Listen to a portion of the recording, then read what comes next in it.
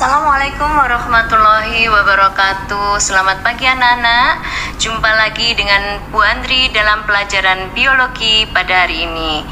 Baiklah, semoga kalian tetap sehat dan tetap menjaga protokol kesehatan. Melanjutkan pelajaran kita minggu yang lalu, pada hari ini kita akan membicarakan tentang proses sintesis protein. DNA sebagai bentuk kimiawi gen merupakan pembawa informasi genetik makhluk hidup. DNA membawa instruksi bagi pembentukan ciri dan sifat makhluk hidup dengan cara mensintesis protein. Jika kemarin kita mempelajari tentang replikasi DNA, maka replikasi DNA itu adalah cara DNA untuk mewariskan semua informasinya dari satu sel ke sel dan dari satu generasi ke generasi berikutnya. Di sini DNA itu sebagai autokatalis, yaitu apa? Mampu untuk menggandakan dirinya. DNA melakukan pengontrolan terhadap aktivitas hidup secara langsung maupun tidak langsung, di mana DNA mengendalikan aktivitas sel melalui sintesis enzim dan protein lainnya. Dalam sintesis protein nanti DNA akan membentuk protein. Protein sendiri ada dua macam, yaitu protein struktural dan protein fungsional. Protein struktural adalah protein yang berfungsi untuk membangun struktur sel. Dari sel nanti akan menjadi jaringan, jaringan menjadi organ, organ menjadi sistem organ, dan menjadi organisme. Nah, sedangkan protein dalam bentuk yang lain adalah protein fungsional, yang fungsinya adalah untuk mendorong reaksi metabolik dalam bentuk protein enzim dan protein hormon. Dalam proses sintesis protein nanti DNA akan digunakan untuk membentuk RNA, dan nanti RNA akan ditranslasikan menjadi protein. Proses pembentukan RNA dengan cetakan DNA ini disebut dengan transkripsi. Jadi nanti DNA digunakan untuk membentuk RNA. Kemudian RNA akan ditranslasikan atau diterjemahkan menjadi protein. Dalam sentra dogma biologi, DNA merupakan masternya yang digunakan untuk mencetak RNA. Dan tidak pernah ada penyusunan DNA dengan menggunakan cetakan RNA. Demikian pula RNA nanti akan ditranslasikan menjadi protein. Dan tidak pernah ada proses penyusunan RNA dengan menggunakan protein. Tadi penjelasan yang sebelumnya dijelaskan bahwa untuk sentra dogma biologi, DNA selalu digunakan untuk mencetak RNA. RNA digunakan untuk mencetak protein. Jadi tidak pernah ada protein digunakan untuk mencetak RNA atau RNA digunakan untuk mencetak DNA. Jadi demikian, ini sudah menjadi sentra dogma dalam biologi. Akan tetapi ada pengecualian. Pengecualiannya itu apa? Yaitu pada virus. Kalau untuk organisme lain harus mengikuti arah DNA, RNA, protein. Akan tetapi pada virus, kalian tahu bahwa virus itu ada yang hanya memiliki DNA saja atau memiliki RNA saja. Nah, untuk virus yang hanya memiliki RNA saja, itu tidak mungkin dia menyelipkan RNA-nya pada RNA inang, karena RNA inang itu sifatnya temporer. Setelah selesai digunakan, maka dia akan dihancurkan. Oleh karena itu, untuk bisa menyelipkan, untuk bisa menyisip pada inang, maka RNA harus membentuk DNA dulu, baru DNA kemudian menyisip pada DNA inang. Oleh karena itu, untuk virus yang hanya memiliki RNA saja, maka dia sudah dilengkapi dengan protein enzim yang disebut dengan enzim transkriptase balik atau inverse transkriptase. Jadi nanti yang bisa mensintesis DNA dari RNA siapa? Hanya virus, ya. Hanya virus, karena virus memiliki enzim RNA karena virus memiliki enzim transkriptase balik.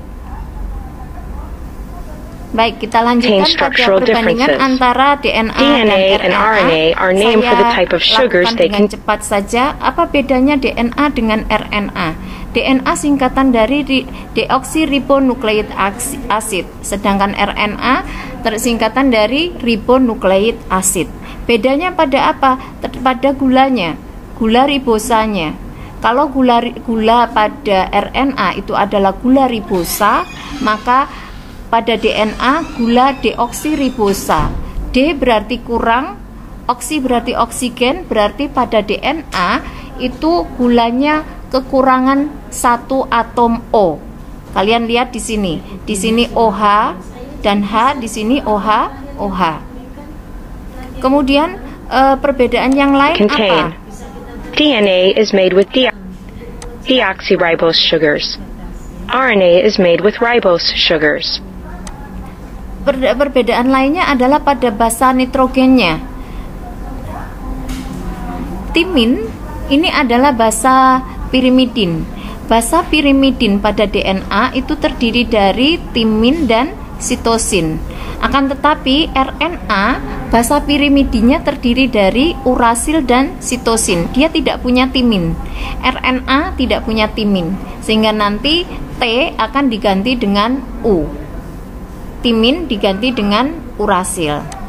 RNA uses uracil bases in place of thymine base. Strand of DNA is used as a guide for determining the sequence of the synthesized bases. Cytosine pairs with guanine and uracil pairs with adenine. A piece of RNA is complementary to its DNA template. Ya, sama seperti proses replikasi kemarin. Kalau replikasi DNA kemudian membentuk DNA, akan tetapi kalau proses transkripsi DNA digunakan sebagai cetakan untuk membentuk RNA. Kalau kemarin kita proses replikasi G pasangannya C, A pasangannya T. Tapi karena di sini yang dibentuk adalah RNA, maka G pasangannya C, A pasangannya U.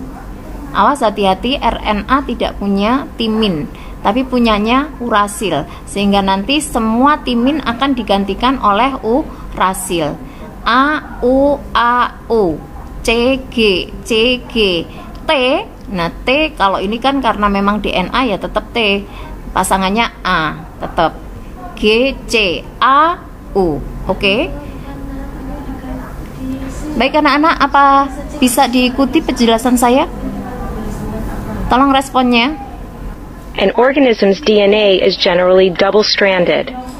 The RNA perbedaan yang lain used to make proteins is single-stranded. The main functional difference between DNA and RNA is that DNA is permanent, while RNA is temporary. When one of Patrick's tapes is destroyed, his state is that DNA is permanent, proteins is single-stranded. The main functional difference between DNA and RNA is that DNA is permanent, while RNA is temporary. When one of di dalam inti, dia tidak pernah keluar dari inti. Organel lain yang memiliki DNA sendiri adalah mitokondria dan kloroplas. Sehingga kloroplas dan mitokondria itu bisa melakukan replikasi sendiri, bisa membelah diri menjadi banyak. Itu mitokondria dan kloroplas.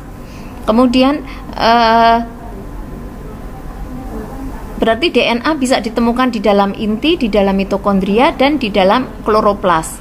Tetapi kalau RNA bisa ditemukan di mana?